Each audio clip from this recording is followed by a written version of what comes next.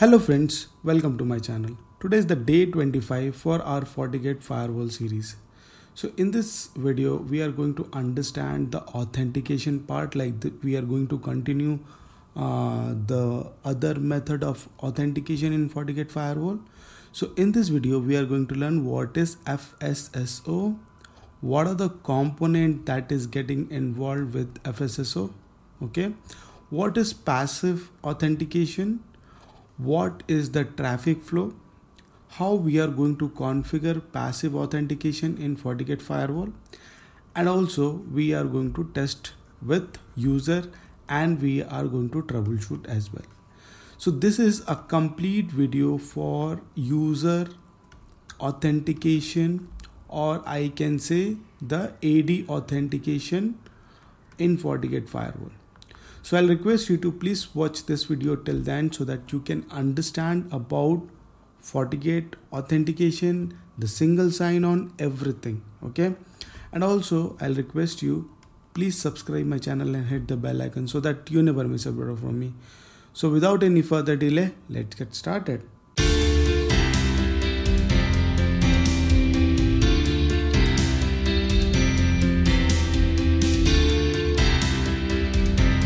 So friends, first of all, we'll understand what is FSSO and what are the components behind that, okay? So FSSO is nothing but it's a Fortigate single sign-on, right?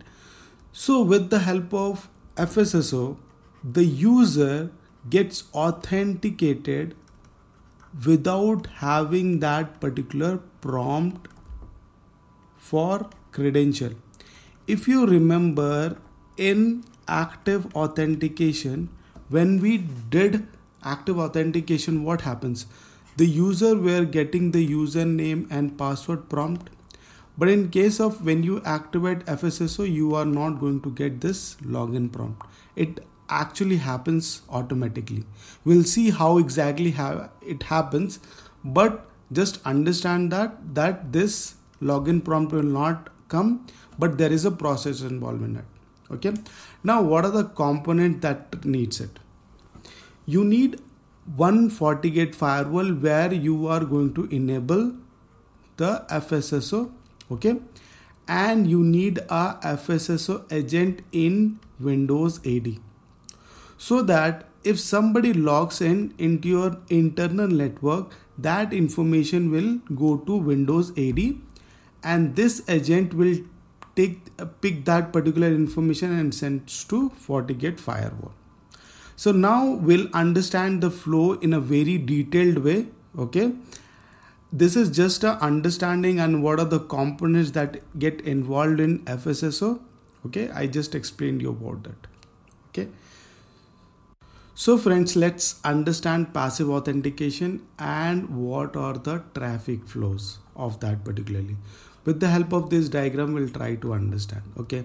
So FSSO is also termed as passive authentication in Fortigate firewall, okay? So if I want to activate passive authentication, we have to activate FSSO, okay? So let's understand the traffic flow, how exactly it works, okay, with the help of this diagram. So let me rub this off and we'll try to put some kind of subnets so that it will be easier for understanding. So friends, let's understand, and this is our internal subnet wherein our Windows is part of that particular subnet and it is assigned to that particular IP address within this subnet, okay? So let's understand this is a PC for an example, okay? Somebody has come or an employee has come to office and he has logged into the machine. Now, as this is a AD, Windows AD, the information will come and it will get informed. The Windows AD will get informed about the user has logged in. Now, the information will be like this. There will be a username and there will be an IP address, okay? Now, there are a lot more information, but what is relevant for us, I'm just taking that, okay? Now, this FSSO agent, what it does is, it takes this information and also more information, but I'm just telling you for a simplicity, for a simple understanding. He takes that information and sends to Fortigate firewall. Now Fortigate firewall will create a table and record this informations. Okay.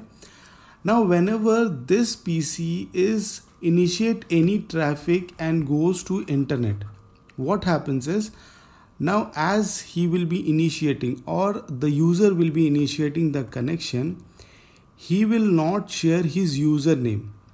Like if you understand the layers, okay, in any of the OSI model or any of the layers, do you think the username will appear or username will be sent? No, it is not. Only the IP addresses will get sent in the network layer. Okay, what application you are using? Let's say you are using web application. So it will be a layer 7. It's a HTTP or HTTPS kind of a connection. Okay. Now as the FSSO agent has taken the information, now username and IP address, now this information is there with the Fortigate. Now whenever the user tries to go through the towards the internet through the Fortigate firewall, as he will check the username or he will check with the IP address, and he will get to know about the username. If that username is allowed for that particular connection, he will be allowing it, otherwise he will be denying it. Okay, so step 1, the user logs in, that information will come to Windows AD.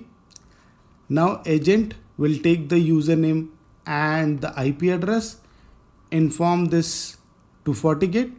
Okay, Fortigate will have this table with the username and the IP address. Okay, so whenever this PC is trying to go to internet, he checks that particular IP address with the mapping username, and accordingly he will check the policy that username is allowed for that particular traffic or not. Accordingly he will allow or deny it. Okay, so this is how the traffic flow is. So let's get into the lab and try to configure the passive authentication, and we'll see how exactly it works in real-time environment. Okay, so friends, now we'll go and hit the lab and we'll see how to configure Fortigate for passive authentication, and we'll test the user as well. So let me rub this off and we'll directly go to the lab. Okay, I'm using my old like the previous lab. Okay, so port 1 is dedicated for management and this is my local PC. Okay, and port 3 is used for WAN for the internet connectivity, and this is our LAN, which is port 2, and where our test machine is there, as well as our Active Directory is also there.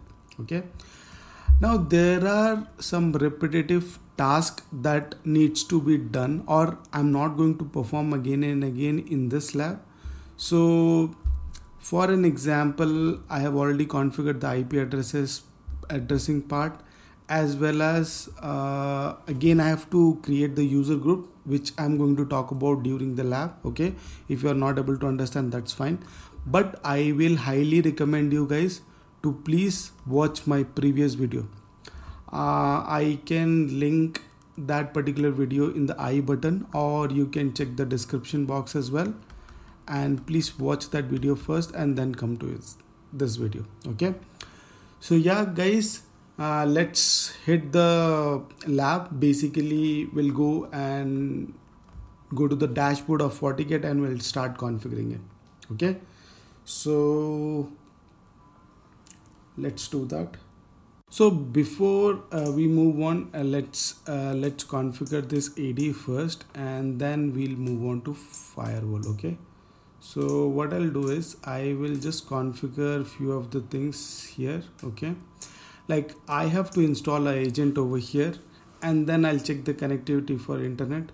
So I'll go to the Fortigate firewall. Okay, and I'll configure a rule basically for server. So server, the server port number would be 2, I believe so.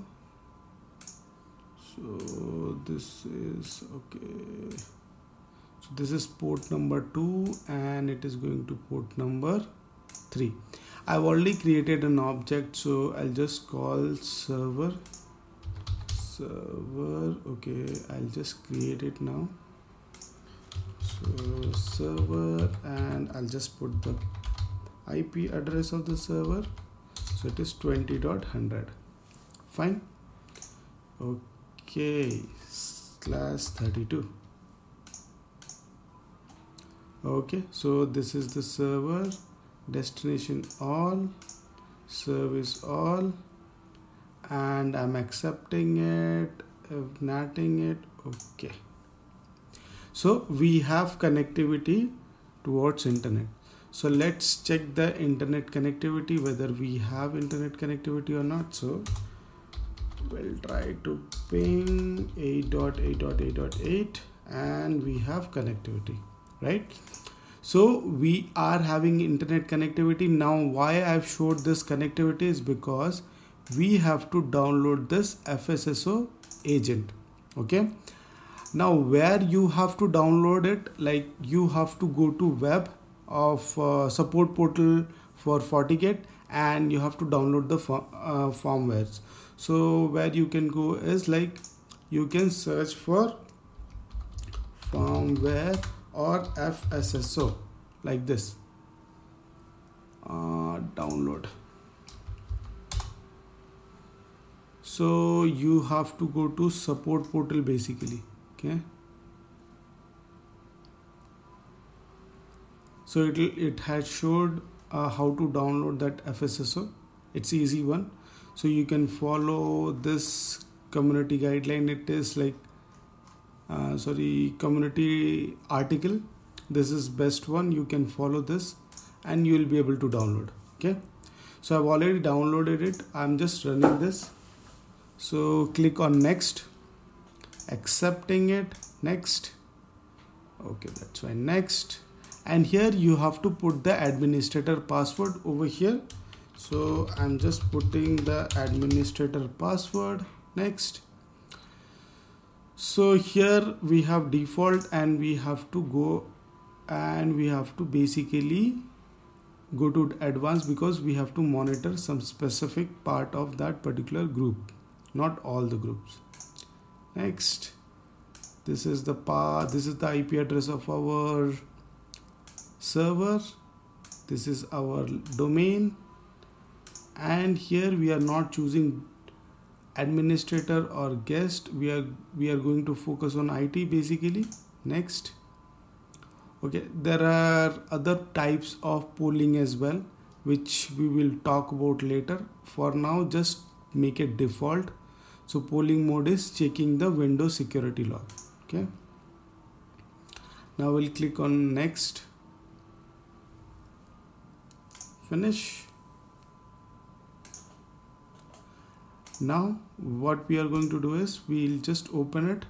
Now the first thing, whenever you open, the first thing that you are going to change is your password. Okay, now this password, why we are using this password and why it is required, because this password will connect your Fortigate with the server. So same password you are going to use over there as well. Okay, so I'll just type the password again. Okay, and apply it. That's all. Now you have to go here. Okay, and you have to go to security fabric, external connector, create it, and this is the one, FSSO. And here you can name anything. So I'm just naming it as lab. Okay, and the IP address of that server, not the Fortigate IP address. So here the same password that you have to configure, or you have to connect, you have to configure the same password here. It was there. You can apply and refresh. Now after some time you will be seeing it is been connected. Now it is showing as connected. Now you are seeing SSL as disabled because we are not using SSL in our server. That is the reason you are seeing as this one. Okay, now what we have to do is next is we have to create the user. Now we don't need to set up the LDAP because we have already done the connector. So from there it will pull all the information. So we'll create a user group here. We'll create a FSSO. We'll just name it as lab again. And the member was IT, right? This was the IT, right? Okay. Done. Now we'll go to the policy and we'll create a new policy. Okay. So this is for our IT comes from port number 2, goes to port number 3, and the source would be all, because we have to give a subnet as well as the user, the lab that we have created just now, and it is all, and we are not going to change anything over here. We'll just click OK and we are good. Okay. Now if we go to the server, our agent, okay, now if you see the user login, okay, if somebody has logged in, it will show you that somebody has logged in, meaning that the user has logged in into the environment. Okay, so let's see. So if you see over here, there is no login, there is no user itself. Okay, so we'll go to the test machine and we'll try to log in. Okay, so we'll go to the test machine, our IT1, and we'll try to log in here. Okay, so once we log in, we expect that information, so basically this information will travel across to this AD, because the PC will inform the AD that I have logged in. Okay, now joining into the domain I have already covered in video 1, like the part 1, or you can just think of day 24. I have already covered it, and I'll also put that particular video in I button, or you can check in the description box as well. So I've already showed that how to join in the domain. If you want to see, you can just follow that particular video. Okay, now if we go and see that the IT1 has already logged in, so this information has already come to Windows Server, meaning that agent has collected this information. Now this information will be basically sent from this Active Directory to the Fortinet. Now the user machine will initiate the traffic. Now the Fortigate will maintain that particular table, the username and the IP address. So the user will be coming with the IP address. With that particular, he will get to know about the username, and then according to the policy, it will allow the connection or deny the connection. So let's see whether it is allowing the connection, because we have already policy in place. So it should allow the connection and we should reach to internet. Okay. So friends, let's rub this off. Okay. And then we'll go to the machine. Okay. And first we'll try to access the CMD. Okay. And we'll try to reach internet. We'll see. Okay, now as you can see, I am able to reach to internet. Whether I require any username password, no, we have not required anything. So let's open Firefox and we'll try to access the Google. Okay, so it is opening now. So open the browser and we'll try to access Facebook. So as you can see, the Facebook page is loading now. So it's still loading.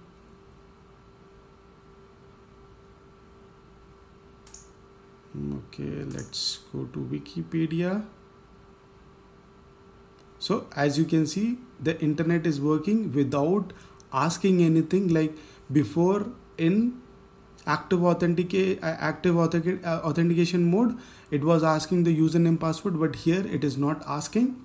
So let me explain the flow again. So what is happening? The user logs in, that information will go to the AD.